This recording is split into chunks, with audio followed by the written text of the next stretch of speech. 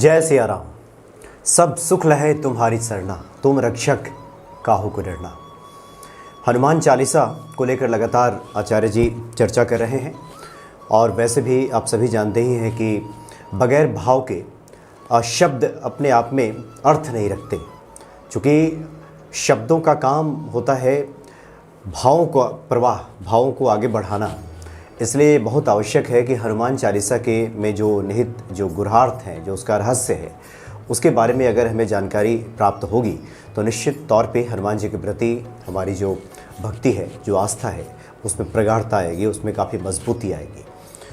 तो आपके सामने उपस्थित हैं आचार्य सुरसेन ब्रजवासी जी, जो कि बहुत अच्छे कथावाचक भी हैं, हनुमान जी के भक्त भी हैं। स्वागत है आपका आचार्य जी। जय सिया राम। आचार्य जी, जब भी आपका वक्त निकलता है कथा से, उसके बाद आपकी कृपा है आपकी कि आप हनुमान चालीसा की व्याख्या को लेकर भक्तों के सामने उपस्थित होते हैं। काफ़ी लोग तो इंतज़ार भी करते हैं आपका। जी। आज की कड़ी में आप क्या बताने जा रहे हैं? हाँ, सबसे पहले तो आप सभी को जय श्री राम। और देखिए, थोड़ा समय का थोड़ा सा अभाव रहता है, क्योंकि हनुमान जी ने वो सेवा भी दे रखी है, तो वो भी चलती रहती है। जी हाँ जी। और ये भी हनुमत कृपा से ही हो रहा है। अगर उनकी कृपा न होती तो आज हम लोग यहाँ न बैठे होते, तो ये सब न कर रहे होते। सही बात। और आज की जो चौपाई है वो तो बड़ी ही विलक्षण है, बड़ी ही अद्भुत है। आपने उसको बहुत सुना और गाया होगा, लेकिन आज आप पहली बार उसके अर्थ के अंदर प्रवेश करिए, आपको आनंद आ जाएगा।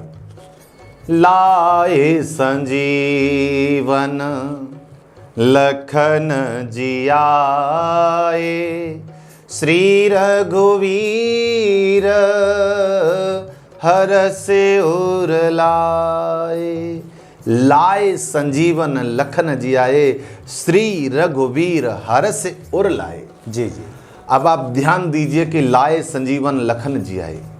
संजीवनी का वर्णन है इसमें। संजीवनी एक औषधि है और उस औषधि को सब जानते हैं आप, हनुमान जी लाए। लेकिन कैसे लाए और क्या स्थिति बनी, वो आप इसके अंदर श्रवण करिए कि लाए संजीवन लखन जियाए। अभी जब पिछली बार हम लोग बैठे थे तो हम चर्चा सुन रहे थे रामचंद्र के काज सवारे। तो रामचंद्र के काज क्या थे, उस पर हम बात कर रहे थे। तो प्यारे राम का सबसे बड़ा जो कार्य था इस समय, वो यही था कि कोई संजीवनी जाकर के लाए। क्यों? क्योंकि सुसेन वैद्य को हनुमान जी लेकर के आए और उस समय उसने कहा कि द्रोणागिरी पर्वत पर वो जो संजीवनी है, अगर वो समय से अरुणोदय से पहले आती है तो मैं कुछ कर सकता हूं, अन्यथा मैं कुछ नहीं कर सकता। जी बिल्कुल। तो ऐसी स्थिति में जो राम का जो कार्य था वह सबसे श्रेष्ठ कार्य था कि उस समय कोई भी जाकर के उस संजीवनी को लाए। क्यों? क्योंकि लक्ष्मण जी राम जी को प्राणों से भी प्रिय थे। राम जी बिलखते हुए कह रहे हैं कि मैं अगर चला जाता तो कोई बात नहीं थी, क्योंकि मेरे साथ जो भाई मेरा आया था वह जीवित रहता, लेकिन अगर आज वो चला गया तो सुमित्रा मैया को मैं जाकर के क्या मुंह दिखाऊंगा। तो ऐसे भाव जब उनके अंदर आ रहे तो उनका ये भाव था कि इस समय कोई जाए और संजीवनी लेकर के आए।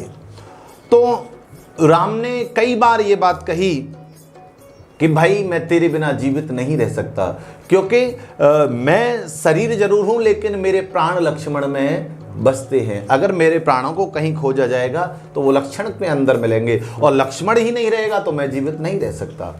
और दूसरी बात, राम जी का जो कार्य हनुमान जी ने किया वो बहुत विलक्षण कार्य इसलिए भी था क्योंकि लक्ष्मण के जीवित न रहने से बहुत सारे कार्य जो थे वह विधि के विरुद्ध होने जा रहे थे। जैसे कि राम जी का विलाप करना या उस दुविधा में जाना, उधर सीता जी के अंदर असमंजस का पैदा होना, इधर भरत आदि जो उनके भाई थे उन सब, मतलब पूरी स्थिति को तहस नहस होते हुए देखा जा रहा था अगर उस समय हनुमान जी ये राम का कार्य नहीं करते तो। इसलिए कहा गया भीम रूप धर असुर सहारे, रामचंद्र के काज सवारे। तो ये जो कार्य था, कौन सा कार्य? के लाए संजीवन लखन जियाए। जियाए शब्द का प्रयोग किया है। जियाए का भावार्थ यह है कि जो जिसका प्राणांत हो चुका है, जो मर चुका है, उसको जीवित किया गया, जिया देना। और लेकिन यहां पर हम सुनते हैं कि लक्ष्मण जी मूर्छा में थे, क्योंकि उसको जो वीर घातनी शक्ति मेघनाथ ने प्रहार किया, उस वीर घातनी शक्ति के माध्यम से लक्ष्मण जी मूर्छा में गए। और दूसरी बात, लक्ष्मण जी मूर्छा में हैं, तो मूर्छा में जो व्यक्ति है वह प्रायः मृत के समान है। आप उसके साथ क्या कर रहे हैं, उसके शरीर के साथ हिलाइए डुलाइए, उससे कुछ भी स्थिति का भान नहीं है, देहाभास बिल्कुल भी नहीं है, देह की स्थिति का ज्ञान बिल्कुल भी नहीं है, वो मूर्छा की स्थिति है। दूसरा, लक्ष्मण जी ही मूर्छा में नहीं, हम सब भी मूर्छा में ही हैं।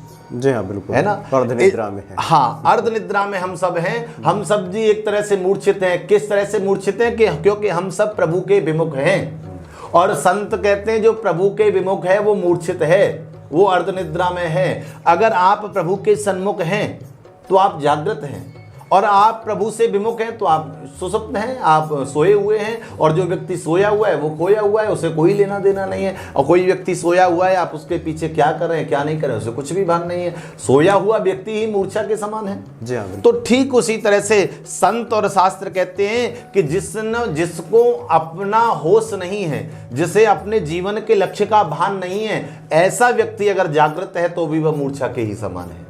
जीवन का लक्ष्य क्या है? प्रभु प्राप्ति, भगवत भजन, भगवत आराधना, सत्संग, सेवा। तो ये सब जो है ये प्रभु प्राप्ति का साधन है। ये आपको ज्ञान होना और इन सब में आपकी प्रवृत्ति होना, ये आपका स्वरूप है वास्तविक। लेकिन अगर आप इससे विमुख हैं, आप प्रभु की भक्ति से विमुख हैं, आप प्रभु के ज्ञान से विमुख हैं, आप प्रभु की सेवा से विमुख हैं, तो आप समझ लीजिए आप मूर्छित हैं, आप सुषुप्त अवस्था में हैं, आप उस अवस्था में नहीं जिसमें आपको होना चाहिए। और प्रायः दुनिया के जितने भी लोग हैं वो सब इसी अवस्था में हैं। तो लक्ष्मण जी जैसी स्थिति है वो प्रत्येक जीव की बनी हुई है। जो प्रभु से विमुख है वो मूर्छित है। लेकिन अब आप कहेंगे कि प्रभु राम लक्ष्मण के लिए तो विलाप कर रहे हैं, लेकिन हमारे लिए तो विलाप नहीं कर रहे हैं, ये बात आती है। बिल्कुल। तो इसमें सबसे बड़ी बात तो यह है कि अगर मान लो आपके लिए विलाप कर भी रहे हो तो आपको बोध नहीं। दूसरी बात आप समझिए कि जब एक माँ के 4 बेटे होते हैं और 4 बेटों में 3 तो लायक हैं और एक नालायक है, कुमार्ग पर चल रहा है या मार्ग भटक गया है, तो माँ को सबसे ज्यादा चिंता किसकी रहती है? जो मार्ग से भटक गया है। हम हर समय उसी के बारे में सोचती रहती है। अगर आप उससे पूछेंगे तो वो कहेगा माँ को मेरी चिंता ही नहीं है, माँ तो 3 का ध्यान रखती है। ठीक उसी तरह से जो जीव मार्ग से भटक गया है, प्रायः प्रभु उसी का चिंतन करते हैं कि ये कदाचित मार्ग पर लौट आए, ये सन्मार्ग पर चले, बाकी लोग जैसे चल रहे हैं ये सन्मार्ग पर चले। लेकिन चूंकि हम उस मोह में, उस अंधकार में ऐसे फंसे हुए होते हैं कि हमें वह सब दिखाई नहीं देता है। भगवत भक्त को जरा सा भी प्रभु का स्मरण होता है तो उसे ऐसा लगता है भगवान उसे याद कर रहे हैं, तो मुझे उनकी याद आ रही है। अगर वो याद न करते तो मैं उन्हें याद नहीं कर पाता। ये भगवत भक्त का सोचना होता है, ये हनुमान जैसे भक्त का सोचना होता है। लेकिन जो उससे विमुख हैं उन्हें उस चीज का भान नहीं है। तो पहली बात तो जैसे राम जी लक्ष्मण को याद कर रहे हैं, वैसे ही अगर कोई व्यक्ति उनके मार्ग पर चल रहा होता है और वो मार्ग से भटक जाता है तो प्रभु उसको भी याद करते हैं। लेकिन चूंकि हम मोह माया में फंसे हुए इसलिए हमें समय का भान नहीं होता जी। दूसरी बात एक और यहाँ पर यह आती है, तो क्या लोग बहुत से प्रायः कहते हैं जो अर्धज्ञानी है, जो भगवत भक्त हैं, उनका इससे कोई लेना देना ही नहीं। लोग प्रायः कहते हैं कि जब प्रभु श्री राम स्वयं वहां उपस्थित थे तो उन्हें उस संजीवनी को मंगाने की क्या आवश्यकता थी। भाई प्रभु हैं, स्वयं करुणा के निधान है और 12 कला से परिपूर्ण राम जी को लोग कहते हैं, तो क्या उनके अंदर इतनी सामर्थ्य नहीं थी कि वो मूर्छा को विहीन कर देते? सामर्थ्य थी, वो कर सकते थे। लेकिन जब प्रभु को कोई लीला करनी होती है तो उस लीला के अनुसार वह रूपरेखा बनाते हैं। लीला क्या करनी थी? लीला यह करनी थी कि लक्ष्मण जी जिस समय घर से चले तो उनका संकल्प था कि मैं 14 वर्ष तक शयन नहीं करूंगा, निद्रा को त्याग दूंगा। ऐसे लक्ष्मण निद्रा के विजेता थे, क्योंकि मेघनाथ को वही मार सकता था। मेघनाथ को मारने के लिए वही व्यक्ति योग्य था जो 14 वर्ष तक अपनी निद्रा और स्त्री का त्याग कर दे, जो 14 वर्ष तक ब्रह्मचर्य का पालन करे और निद्रा को त्याग दे। ऐसा ही व्यक्ति, क्योंकि दोनों का शेष से संबंध था, दोनों का ही उस स्वरूप से संबंध था, इसलिए लक्ष्मण जी चूंकि सोए नहीं थे और ना ही सो सकते थे, तो राम जी को लगा कि सो नहीं सकता तो क्या हुआ, थोड़ी देर मैं तो इससे विश्राम दिला सकता हूँ। तो इसलिए जब वीरघातनी का प्रहार हुआ तो राम जी ने उन्हें मूर्छा से विहीन नहीं किया, अपितु ये लीला रची। पहला भाव। दूसरा भाव यह है कि लीला रचने में एक और कारण था, वो था सुसेन वैद्य। सुसेन वैद्य राक्षसों के बीच में रह रहा है। अब राक्षसों को तो उसकी जरूरत ही नहीं है, वो तो स्वयं राक्षस प्रवृत्ति के हैं, वो किसी दवाई में विश्वास ही नहीं करते, वो तो भक्षा भक्ष में विश्वास करते हैं। तो राम जी ने विचार किया कि सुसेन वैद्य जैसा MBBS है, जिसकी डिग्री का कोई यूज ही नहीं हो रहा है, लंका में पड़ा हुआ, जिसको कोई पूछने ही वाला नहीं है, तो राम जी ने कहा मुझे इसका भी तो प्रभाव दिखाना है कि देखिए जिस लंका में मैंने आक्रमण किया था, ऐसा नहीं उस लंका के अंदर अच्छे लोग भी थे और उन लोगों का प्रयोग भी मैंने किया, या उन लोगों का भाव भी आप देखिए। रामादल और रावण दल दोनों अलग अलग थे। रावण दल में रहने वाला सुसेन वैद्य जब राम जी के दल में आया तो उसने सबसे पहले अपने धर्म का पालन किया। अपना धर्म किया है उसका कि रोगी को ठीक करना, ये एक वैद्य का धर्म है कि आपके पास रोगी आया तो आपको यह नहीं देखना है या किस पक्ष से आया है। आपका जो धर्म है, आपको जो जानकारी है, आप उसका सदुपयोग करते हुए और उसको स्वस्थ करिए, आपका कार्य है। तो राम जी ने उसका प्रयोग किया। तीसरी जो सबसे बड़ी बात थी, सबसे बड़ी बात यह थी कि प्रभु श्री राघवेंद्र सरकार को हनुमान जी की कीर्ति को, हनुमान जी के यश की वृद्धि करानी थी, लोगों के बीच में ये जागृति फैलानी कि देखिए हनुमान जैसा कोई दूसरा नहीं हो सकता, और इसलिए प्रभु श्री राम ने यह लीला की।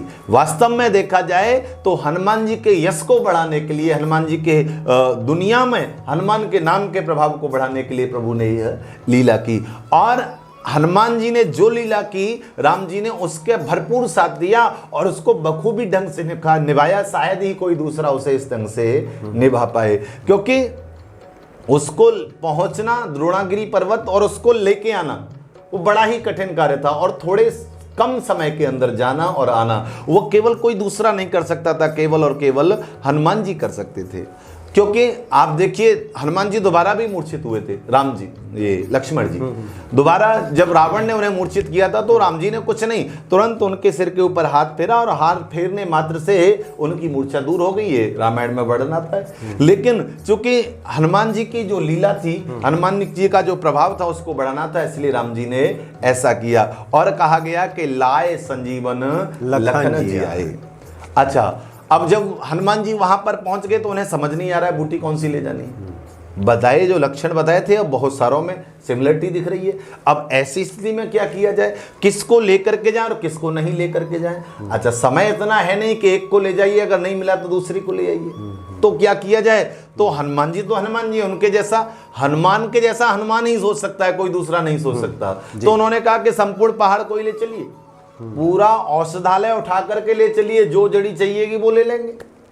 जब वहां लेकर के पहुंचे तो सुसेन वैद्य बड़ा आश्चर्यचकित हो गया कि भाई ये आदमी है या बवाल है? देखिए जब उन्होंने कहा कि सुसेन वैद्य को लाइए, तो चाहते तो हनुमान जी केवल सुसेन वैद्य को ले आते, नहीं, भवन के सहित उसको उठा करके ले आए हैं।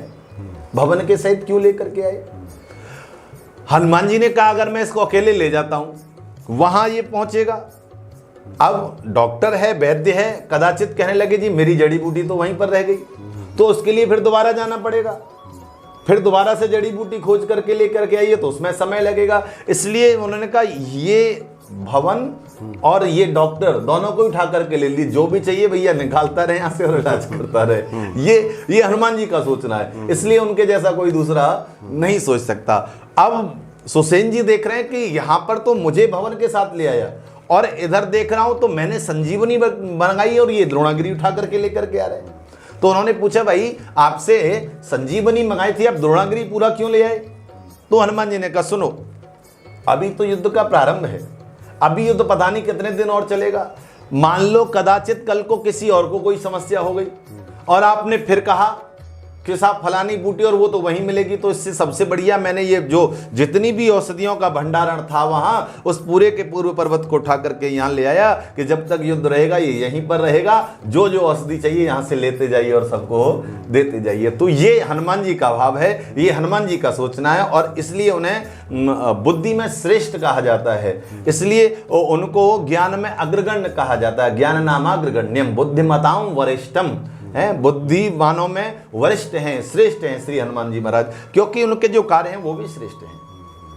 लाए संजीवन लखन जियाए, और जब भवन के सहित सुसेन वैद्य को लाए तो किसी ने कहा भाई भवन के सहित क्यों लाए आपको, तो हनुमान जी ने कहा देखो भवन, भव प्लस न, अर्थात जहां भव न हो वो भवन है, तो वहां पर तो भव था, जे यहां पर थे, लेकिन प्रभु श्री राम की शरण में जो आ जाता है वो भवसागर वहां पर नहीं रहता। राम की शरण में आने के बाद भवसागर से मुक्ति मिल जाती, इसलिए मैं भवन को लाया हूं कि अब इनको भव में जाने की आवश्यकता नहीं पड़ेगी।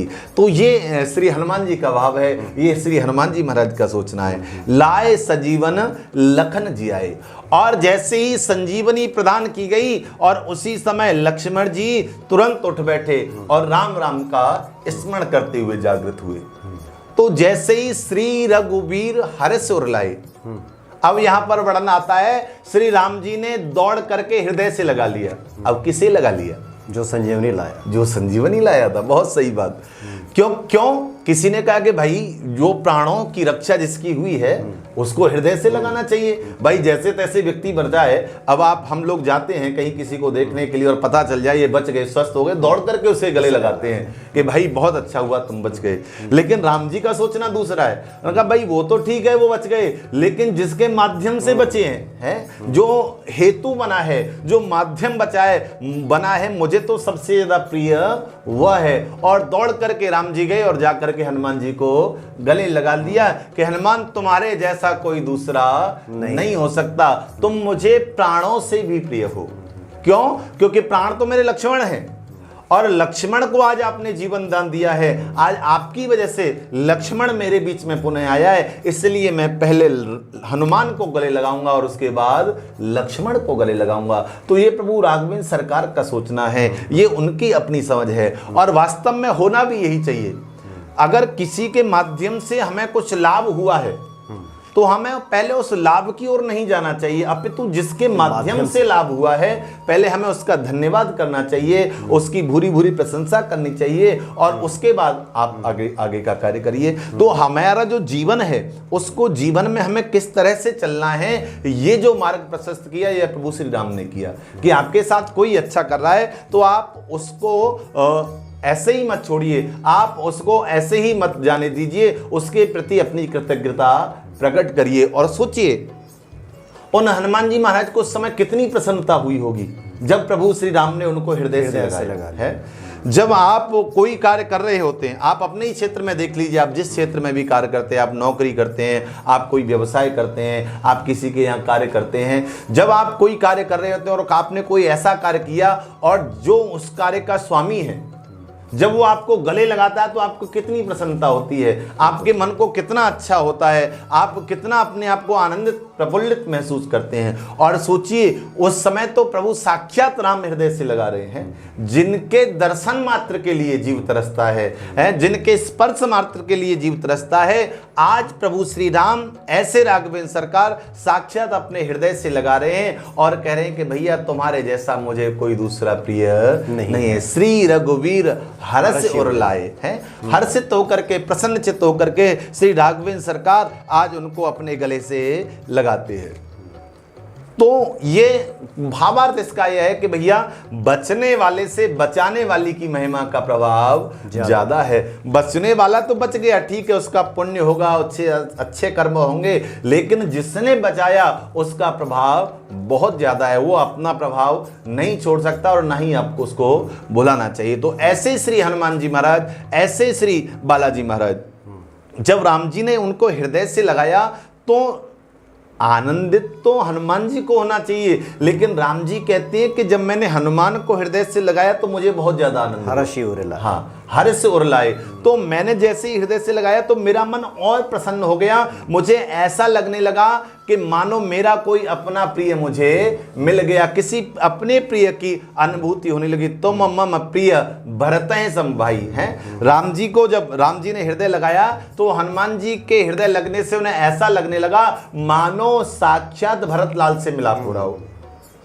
तो प्रभु ने पूछा कि भाई हनुमान, गले में आपको लगा रहा हूं, लेकिन अनुभव मुझे भरत का हो रहा है। ऐसा क्यों हो रहा है? तो हनुमान जी ने कहा प्रभु इसमें बड़ी लीला छुपी हुई है। राम जी ने कहा क्यों, तुम भरत से मिलकर के आ रहे हो क्या? बोल नहीं नहीं, भरत से मिलकर के नहीं आ रहा, अपितु भरत की कृपा के प्रभाव से ही मैं यहाँ पहुंचा हूं। भाई अयोध्या में जिस समय मुझे रोक लिया गया और मेरा जो समय वहां पर नष्ट हुआ, अगर भरत लाल न होते तो हो सकता है मैं समय पर नहीं पहुंचता। तो प्रभु जब से मैं भरत जी से मिला हूं, मैं तो सोचता था कि आपकी महिमा अपार है और आपसे श्रेष्ठ नहीं है, लेकिन जब मैंने भरत जी को देखा तो आपका जो हृदय में मेरे अंदर प्रभाव बना हुआ था वह तो अंदर दब गया और भरत जी का जो प्रभाव था, जो स्वरूप था, मेरे हृदय के ऊपर अंकित हो गया। इसलिए जब आप मुझसे गले मिले तो मेरे हृदय में जो श्री भरत लाल जी थे उसका आभास आपको हुआ। राम जी कहते हैं कि जब मैंने हनुमान को गले लगाया तो मुझे भरत जैसा अनुभव हुआ। और राम जी दूसरी जगह अयोध्या में कहते हैं कि भरत के जैसा विधाता ने दुनिया में कोई दूसरा नहीं बनाया है। अगर भरत बनाया है तो वो अकेला ही बनाया, उसका कहीं पर कोई दूसरा विकल्प नहीं है। और जिस भरत का कोई विकल्प नहीं है, ऐसे भरत के लिए श्री राघवेंद्र सरकार कह रहे हैं कि जब मैं हनुमान से मिला और उसके हृदय का मैंने स्पर्श किया तो मुझे ऐसा अनुभव हुआ कि मानो मैं अपने भाई भरत के गले मिल रहा हूं। ऐसा क्यों हुआ? क्योंकि हनुमान जी महाराज कहते हैं कि प्रतिक्षण उनका स्मरण करने मात्र से वह मेरे रोम रोम में बस गए। और रोम रोम में बसा हुआ व्यक्ति जब आपको कोई दूसरा आपके हृदय को स्पर्श करता है तो उसका प्रभाव सामने वाले के अंदर भी जाता है। इसलिए रघुपत कीनी बहुत बड़ाई, आगे वाली जो चौपाई है जी। रघुपत कीनी बहुत बड़ाई, तुम मम प्रिय भरत हैं सम भाई। तो हनुमान जी की बहुत सारी प्रशंसा की और प्रशंसा तो बनती भी है।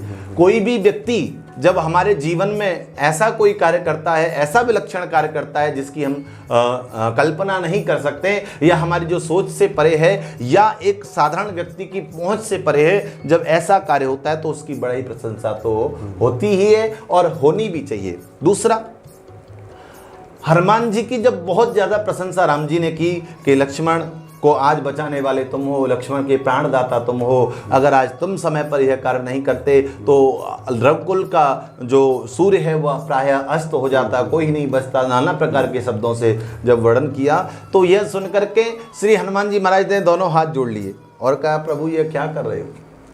राम जी ने कहा भाई जो बन रहा है वही कर रहा हूं। कि नहीं महाराज, आप मेरे प्रति इन शब्दों का प्रयोग न करें, क्योंकि मैं एक आपका दास हूं और दास के लिए चार चीजें बड़ी बुरी होती हैं। जो सेवक है, जो भक्त है, उसको हमेशा चार चीजों से बचना चाहिए: सुख, संपत्ति, परिवार और प्रशंसा। अगर आप इन चारों में से किसी के चक्कर में आ गए तो आप भक्ति के मार्ग पर आगे नहीं बढ़ पाएंगे, आप सेवक के मार्ग पर आगे नहीं बढ़ पाएंगे। तो आप मेरी प्रशंसा कर रहे हैं, ये तो अच्छा नहीं है। राम जी ने कहा क्यों अच्छा नहीं है? बोले क्योंकि आपने प्रशंसा तो नारद जी की भी की थी, है प्रशंसा तो आपने नारद जी की भी की थी, खूब उनको काम विजयी बताया था, लेकिन क्या हुआ? नारद जैसे महात्मा को आपने बंदर बना दिया। और महाराज मैं तो पहले से ही बंदर हूं, मैं तो पहले से ही बंदर हूं, आप मुझे इससे नीचे आप कहां पहुंचाओगे? इससे नीचे मुझे कोई स्थान दिखाई नहीं दे रहा, इसलिए प्रभु आप मेरी प्रशंसा न करें। तो राम जी ने कहा देखिए हनुमान, वो बात आपकी सही है, वो प्रशंसा इसलिए थी क्योंकि उन्हें प्रशंसा चाहिए थी, ये प्रशंसा इसलिए है क्योंकि आपने प्रशंसनीय कार्य किया है, और मुझे पता है कि इस प्रशंसा करने मात्र से आप कर कोई प्रभाव पड़ने वाला नहीं है। किस प्रकार से? जैसे जो चिकना घड़ा होता है, मटका होता है, और उसे आप उल्टा डाल दीजिए और कितनी भी बरसात होती रहे, घनघोर वर्षा, उस घड़े के अंदर एक बूंद भी पानी नहीं जाएगा। क्यों? क्योंकि वो ग्राह्य स्थिति में है ही नहीं, वो उस जल को ग्रहण करने की स्थिति में ही नहीं है। इसलिए हनुमान जी जो आप प्रभु भक्त हैं, आप उस स्थिति को ग्रहण करने की स्थिति में है ही नहीं कि आप प्रशंसा मान बढ़ाई को स्वीकार करें या वो आपको अच्छी लगे। अपितु मैं तो संसार की भलाई के लिए, लोगों को एक उपदेशात्मक दृष्टि देने के लिए इस सब की प्रशंसा कर रहा हूँ, इस सब की बढ़ाई कर रहा हूँ। दूसरा, इसमें एक कथा मुझे याद आ रही है, वो उस समय की है जब प्रभु श्री राम यहाँ से चले गए। हनुमान जी तो आज भी विद्यमान हैं। तो एक समय नारद जी हनुमान जी के पास में आए और कहा मैं प्रभु से मिलने जा रहा हूँ, आप चलोगे? तो हनुमान जी ने कहा प्रभु मैं तो नहीं जा सकता। क्यों? क्योंकि मैंने प्रभु को वचन दिया है कि जब तक आपकी कथा वार्ता यहाँ रहेगी मैं यहीं पर रहूँगा, आप चले जाइए। उन्होंने कहा ठीक है। तो उन्होंने कहा कि आप भगवान के भक्त हो, मैंने तो बहुत ज़्यादा सुना है। हनुमान जी ने कहा कि सुना तो मैंने भी है, लेकिन हूँ या ना हूँ मुझे जानकारी नहीं है। तो उन्होंने कहा नहीं नहीं, आप हनुमान बहुत भक्त हो, और प्रभु के पास जो भक्तों का रजिस्टर है मैं जाके उसमें देखूंगा आपका नाम है या नहीं। प्रभु श्री राघवेंद्र सरकार के पास नारद जी पहुंचे, क्योंकि वो तो हर जगह हर समय जा सकते थे। पहुंचे और प्रणाम हुआ, प्रभु का दीदार हुआ और कहा प्रभु आप मुझे अपना भक्तों वाला रजिस्टर दिखाइए जिसमें आपके भक्तों के नाम है। तो राम जी ने दे दिया, लीजिए। अब रजिस्टर को खोल के देखा, अब कई लाख भक्तों के नाम लिखे हुए हैं उसमें, सब लिखे हुए हैं, ध्रुव भी लिखा हुआ है, प्रहलाद भी लिखा हुआ है, लेकिन कहीं पर हनुमान नहीं मिल रहा है। अब 2 से 3 बार देखा, अब कहीं पर हनुमान नहीं मिला, तो एक तो दुख हुआ नारद जी को, अरे देखिए इतना बड़ा भगवान का भक्त है और भक्तों के रजिस्टर में नाम नहीं है। और दूसरा अंदर से थोड़ा सा सुख हुआ, जैसे आपने देखा होगा ना कि बहुत सारे लोगों का, मान लो कोई व्यापार का कार्य करते हैं और किसी के यहाँ छापा पड़ जाए, दूसरा वाला बाहर से तो दिखाएगा कि बहुत दुखी है, लेकिन अंदर से बड़ा प्रसन्न होगा, चलो अच्छा हुआ है ना। तो ऐसे ही नारद जी का, बाहर से तो ऐसा कर रहे हैं कि अरे आपका नाम नहीं है, अंदर से चल रहा है, लो इतना बड़ा भगवान का भक्त बनता था, इसका तो नाम ही नहीं है भक्त के रजिस्टर में, इसका तो नाम ही उससे गायब है, इसका मतलब भक्ति नहीं है। तो हनुमान जी से अगर कहा हनुमान बड़ा दुख की बात है। हनुमान जी ने कहा क्या हुआ कि आपका नाम तो उस रजिस्टर में ही नहीं है जो भगवान के भक्तों का रजिस्टर है। हनुमान जी ने जैसे ही ये सुना तो हनुमान जी तो कूदने लगे, नाचने लगे, गाने लगे।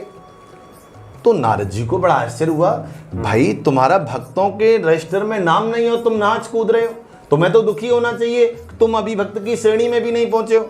हनुमान जी जब बहुत सारा खूब नाच कूद लिए तो उन्होंने पूछा कि भाई कारण क्या है, बताओ तुम इतना क्यों प्रसन्न हो रहे हो। बोले इसका भावार्थ यह है कि अगर भक्तों के रजिस्टर में नाम नहीं है तो प्रभु की जो पॉकेट डायरी है उसके अंदर मेरा नाम होगा। नारद जी ने कहा पॉकेट डायरी भी रखते हैं? बोले क्यों नहीं रखते हैं, उसमें विशेष विशेष जो नाम होते हैं उनको लिखा जाता है, हर किसी का नाम उसके अंदर नहीं मिलता है।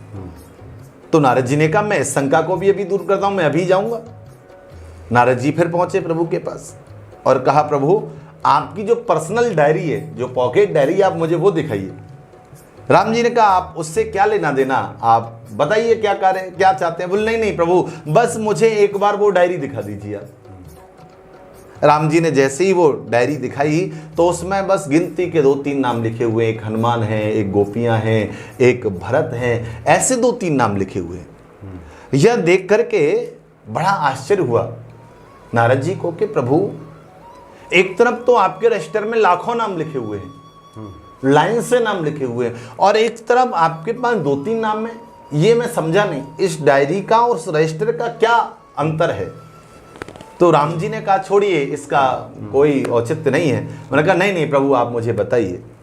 तो राम जी ने कहा देखिए नारद जी, जो रजिस्टर आप देख रहे हैं ना, उसमें तो उनका नाम है जो रात दिन मुझे भजते हैं, जो रात दिन मेरा गुणगान करते हैं, वो सब उसके अंदर लिखे हुए हैं कि ये मुझे याद करने वाले हैं। लेकिन जो पॉकेट डायरी है, जो मेरे पर्सनल डायरी है, उसके अंदर उनका नाम लिखा हुआ है जिन्हें रात दिन मैं याद करता हूँ, रात दिन मैं जिनके नाम का गान करता हूँ, ये उनका नाम इसके अंदर लिखा हुआ है। दुनिया मुझे भजती है, लेकिन जब मुझे भजना होता है तो मैं भरत को भजता हूँ, जब मुझे भजना होता है तो मैं हनुमान को भजता हूँ, जब मुझे भजना होता है तो मैं गोपियों को भजता हूँ।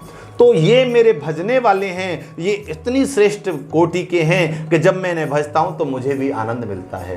तो ऐसे श्री हनुमान जी महाराज, ऐसे श्री बालाजी महाराज विलक्षण हैं कि जिनके नाम का स्मरण स्वयं प्रभु राघवेंद्र सरकार करते हैं तो उन्हें भी आनंद मिलता है। तो अगर हम साधारण प्राणी इस संसार में, इस धराधाम पर रह करके अगर उनका नाम लें और हमको आनंद न मिले तो यह संभव नहीं है। अगर भाव और श्रद्धा के साथ हम उसे जपेंगे तो निश्चय ही आनंद की अनुभूति होगी। जय श्री राम जी। आचार्य जी बहुत ही अद्भुत भाव है इस चौपाई की, और मुझे 2-3 बातों का स्मरण भी हो रहा था जी जी। कि भगवान विष्णु जो राम के रूप में अवतार लिए और भगवान शिव रुद्रावतार हनुमान जी, ये दोनों एक दूसरे के इष्ट भी हैं, सखा भी हैं और दास भी हैं। बिल्कुल बिल्कुल, इससे पूरी तरह से साफ हो जाता है। जैसे कि आपने बताया कि भगवान राम जिनका नाम जपते हैं वही 2-3, हाँ बिल्कुल। और लाए संजीवन लखन जी आए, जो हनुमान जी हैं वो तो आदि वैद्य हैं, एक तो बाबा वैद्यनाथ भी हैं भगवान शिव देवघर में। हाँ। इन पंक्तियों को, इसकी व्याख्या सुनने के बाद, इस भाव को जानने के बाद ये और स्पष्ट हो जाता है कि हनुमान चालीसा अपने आप में क्यों इसको स्वयं सिद्ध कहा जाता है। इसमें सब है, जीवन के जितने सारे विविध रंग हैं, जो भी हमारी आवश्यकताएं हैं, जी जी, वो सब इससे मिलने वाला है। बिल्कुल। हनुमान जी के बारे में जो आपने अद्भुत व्याख्या की कि लाए संजीवन लखन जियाए श्री रघुवीर हरषि उर लाए, बहुत ही अद्भुत व्याख्या। और हम समझते हैं कि निश्चित तौर पे हनुमान जी के प्रति भक्तों का जो प्रेम है, इसको सुनने के बाद बढ़ेगा। बहुत बहुत धन्यवाद आपका। जय सिया राम।